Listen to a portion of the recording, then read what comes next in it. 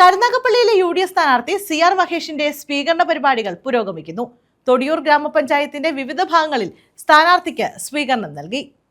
കരുനാഗപ്പള്ളിയിലെ UDF സ്ഥാനാർത്ഥി CR മഹേഷിന്റെ സ്വീകരണ പരിപാടികൾ പുരോഗമിക്കുകയാണ്. തുറന്ന ജീപ്പിൽ നിരവധി വാഹനങ്ങളുടെ അകമ്പടിയോടെയാണ് സ്വീകരണ പര്യടനം നടക്കുന്നത്. കരുനാഗപ്പള്ളിയിലെ 5 വർഷക്കാലത്തെ വികസനവും LDF സർക്കാരിന്റെ കാലത്തെ സ്വർണ്ണക്കൊള്ളയും അഴിമതിയും നിരത്തിയാണ് UDF സ്ഥാനാർത്ഥിയുടെ വോട്ടഭ്യർത്ഥന.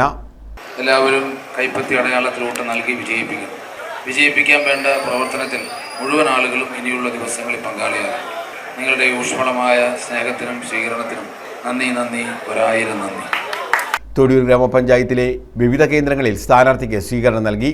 ഇടക്കുളങ്ങര മാമൂട് ജംഗ്ഷനിൽ നിന്നുമാണ് സ്വീകരണ പരിപാടികൾ ആരംഭിച്ചത്. മുസ്ലിം ലീഗ് നിയോജകമണ്ഡലം പ്രസിഡന്റ് തൊടിയൂർ താഹ സ്വീകരണ പരിപാടികൾ ഉദ്ഘാടനം ചെയ്തു. Advocate KA Javad, Chittumoola Nasar, DCC അംഗം നസീം ബീവി, AASIS സോമൻ പിള്ള, സുന്ദരേശൻ എന്നിവർ പങ്കെടുത്തു. News bureau, Karunagappally.